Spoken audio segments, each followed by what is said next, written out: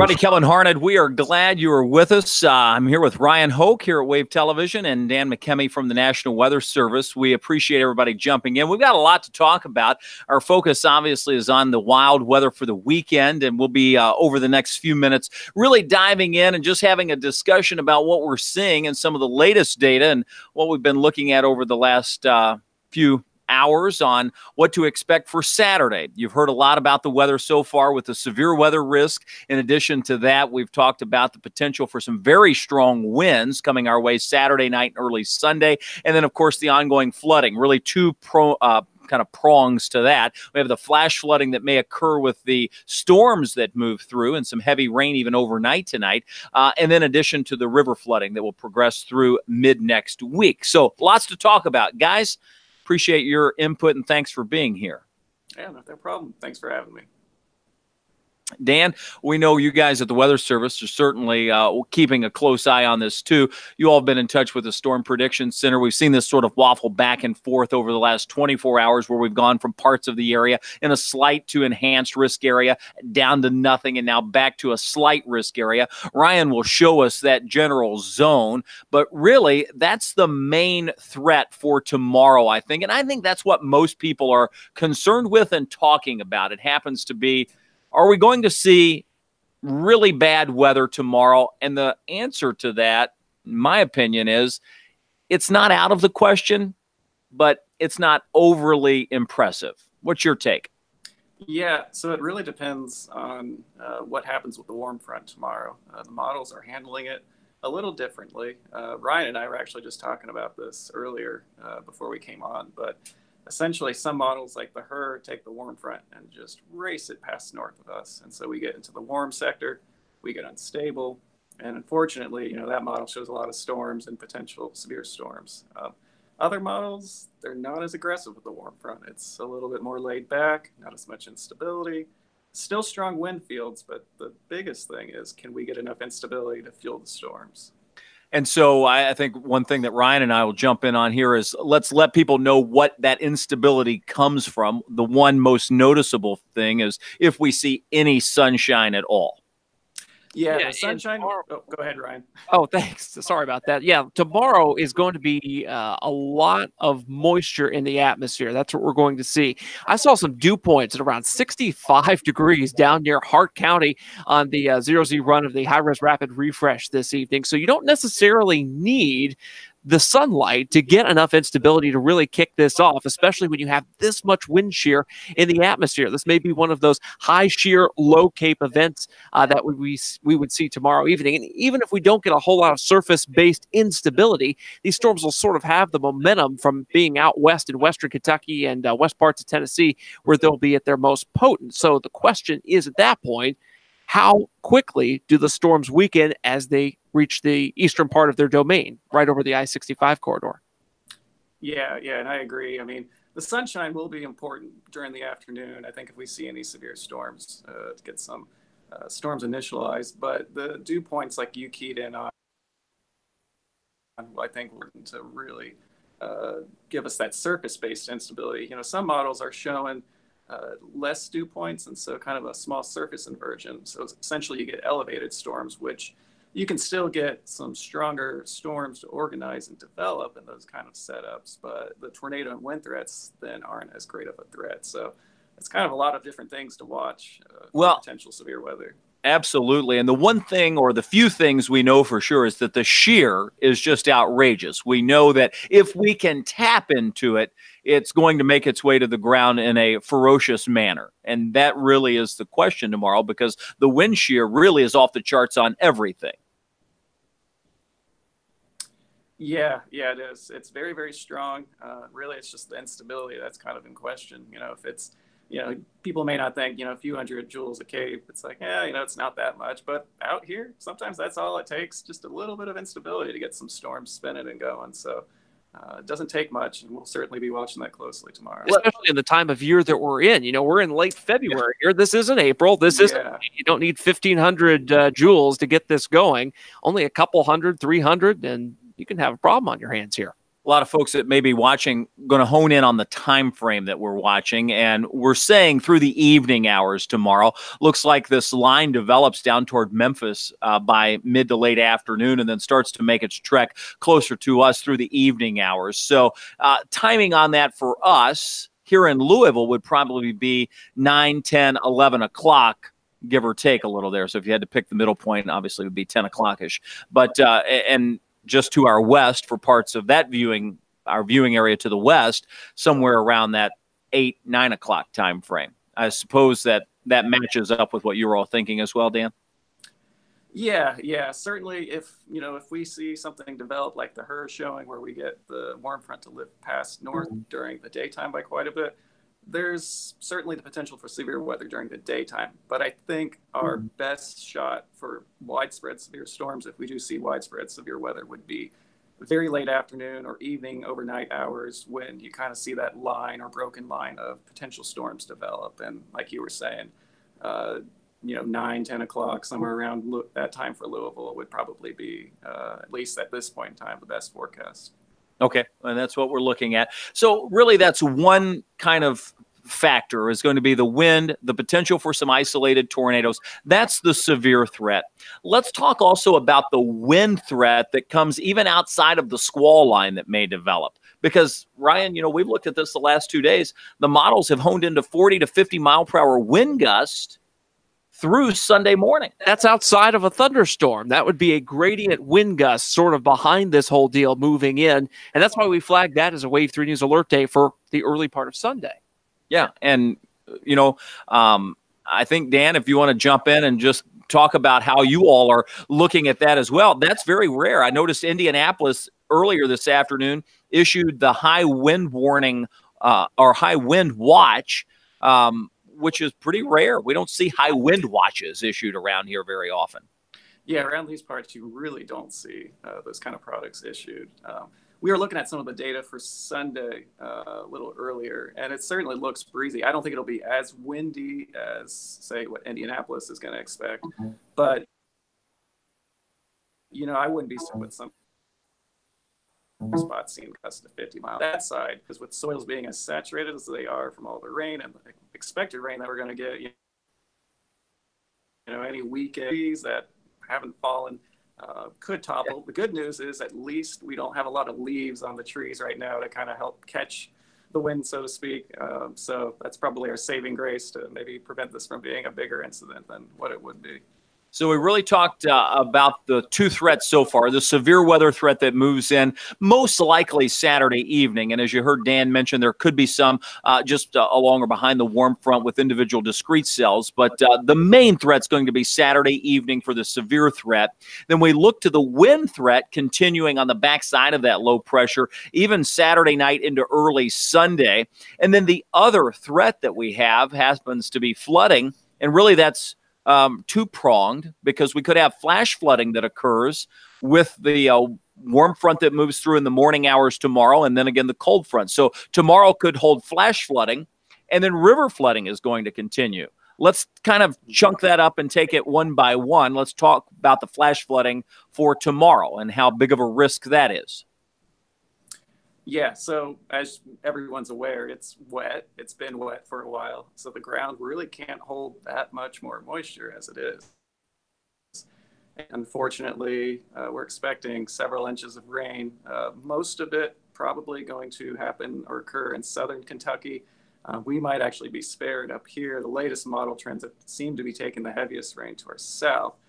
But those areas don't need the rain either. And so, you know, we're kind of concerned down there for some flood threats, and especially, like you mentioned, Kevin, the flash flood threat down there.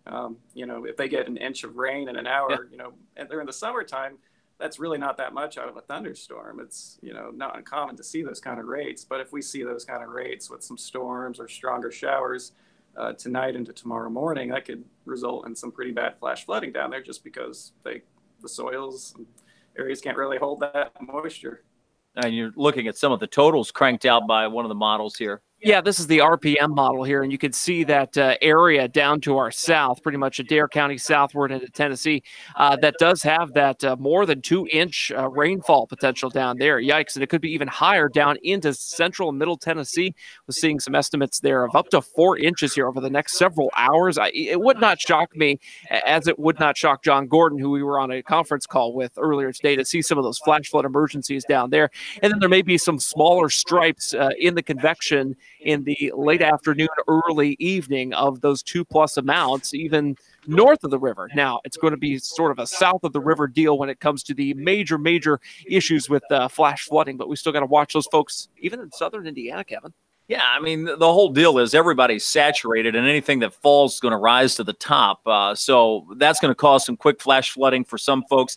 And in addition to that, everything that falls here, plus what falls up to the northeast, is going to roll down the river. And I was out earlier this evening, a lot of folks along the river so concerned about that rising Ohio going higher than what it was just last week. And Dan, I know hydrologists and folks at the Weather Service, and looking at the guidance that we have coming out of the river forecast centers, show that potentially, and a much higher potential, reaching into the moderate flood stage by mid to late next week. That is concerning in a big way.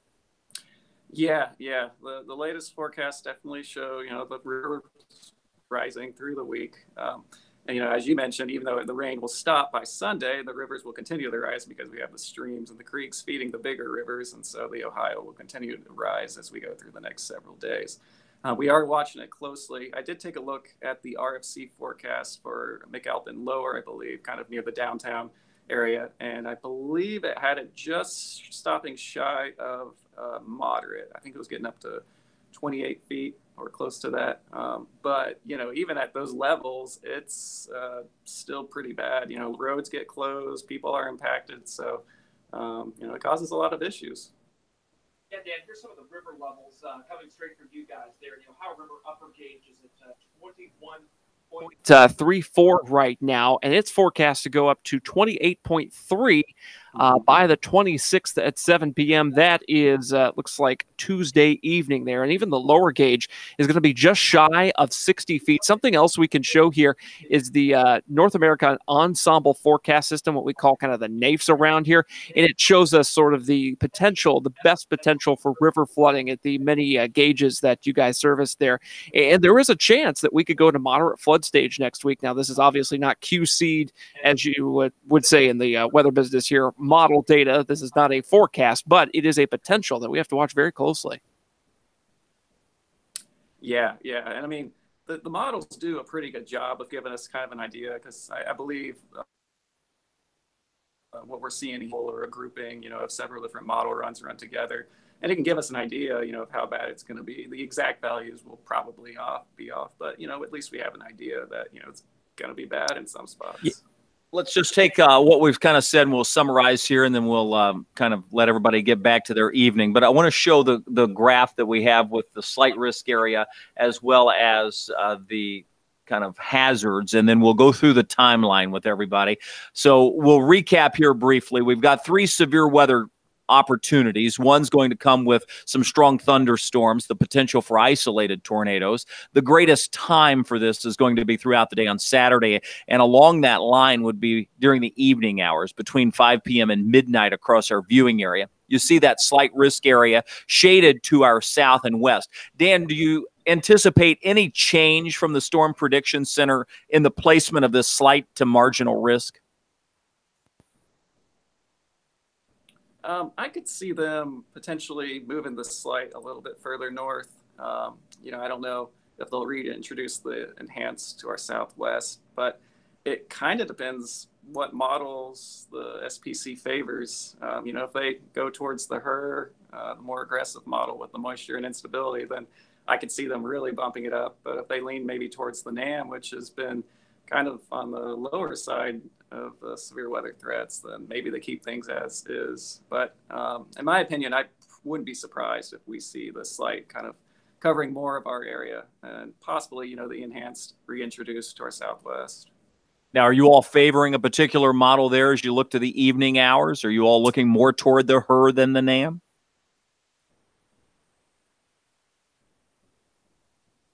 Yeah, so we're I think the best kind of forecast at this point is kind of looking at observations and then comparing it to model output and saying, is the model initializing okay? Is it, handling the current conditions well? Because that can kind of give you an idea of things. And at this point in time, it's kind of hard to say. Most models are initializing okay, but I think we'll really see by about tomorrow morning what models are really onto the potential severe threat, where that location of the warm fronts in the models as it lifts northward.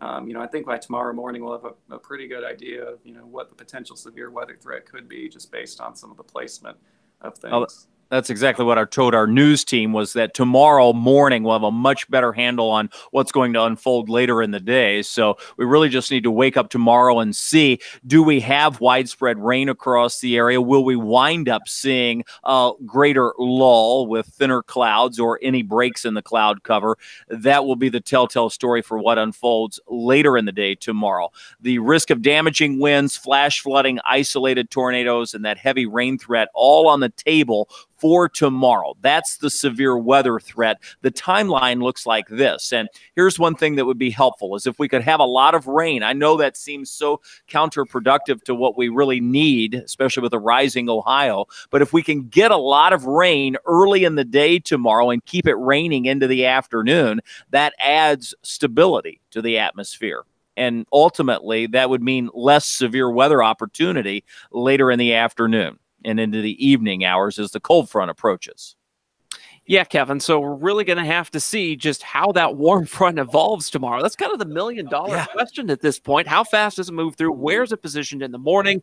And then what happens instability-wise once this thing surges through, if it surges through? If it gets hung up in southern Kentucky, you can kiss the severe weather chance goodbye, at least locally, but they'll have it down to our south for sure. And yeah, indeed. And that warm front, like you were talking about, if it surges northward, typically you tend to see a lot more clouds and showers and kind of widespread stratus north of the warm front. But if it ends up lifting, past the Louisville area north of the Ohio River, that's where you could kind of see more breaks, more drier conditions, and then obviously you're in the warm sectors, so more unstable conditions. So that's the big key, kind of seeing where that boundary, where the warm front sets up. all right, so that takes care of the severe weather chance. Again, we've gone through that twice now, listing the chances. Severe weather possible throughout our Saturday, especially Saturday evening. We mentioned the high winds. It's going to come without the thunderstorms themselves. So even behind this system, winds howling into the morning hours on Sunday. Saturday night, I mean, if you're a light sleeper, like me, that's me. Yeah, I mean, this is going to be one of those nights where it's like, wait a minute, what is going on outside? Every tree branch is going to creak. Every little loose spot in your roof is going to make noise. And you're going to go, oh, my gosh, I can't get a wink of sleep. If you're a light sleeper like me. Although I have slept through a massive windstorm in Iowa once. Well, I was storm chasing 10 years ago. That's a story for another time. But I'm a selective light sleeper sometimes. Yeah, I guess. The deal is the wind's going to be strong. And Dan pointed out that with the ground so soggy, I mean, I don't remember. I was trying to remember this, Dan, and you all may have statistics on this, and I've been here a long time, but 2 weeks back-to-back, much less 2 years back-to-back that we've been dealing with, where folks along the river are having to pack up and move to higher ground. This is unprecedented in my mind. I'm sure it's happened before, but I can't remember it being so wet for so long. Yeah, I mean, the fact we came off last year being a record wet year here in Louisville, and a lot of other locations also had record wet years. And then, the start of the year, we didn't slow down with the precipitation. We just kept going, and, it keeps raining and raining. And, at least next week, it looks like we dry out some. I was looking at some of the long-term models. It didn't look like we get any substantial systems until possibly the end of the week or maybe the weekend. So, that's at least a little bit of positive news going forward. But yeah, I mean, we definitely could use some dry time just to dry out a bit and some sunshine. That makes a difference both with the, ground and also with our minds, the mental part of that. Yeah, having 68 degrees doesn't help if it's like raining, severe weather, and then the next day the temperature drops another 30 degrees. It just doesn't help when the weather is so active and everybody is just miserable. Yeah, that's for sure. All right. Well, Dan, we appreciate your time tonight. Always appreciate being partners with the National Weather Service. You guys do a great job, and we will certainly look for any warnings that you all may issue tomorrow, and we'll be here to keep our viewers safe. So thanks for spending a little time with us this evening. Yeah, thanks for having me on. All right, and for myself, Kevin Harnan, and of course, Dan McKemmy at the National Weather Service, we appreciate everybody logging on to Facebook Live this evening. Here in a few hours, you will be able to view this broadcast in its entirety on our Roku and Amazon Fire apps. Just search for Wave 3 News in those stores. All right, good night, everybody. We'll see you. Have a good night.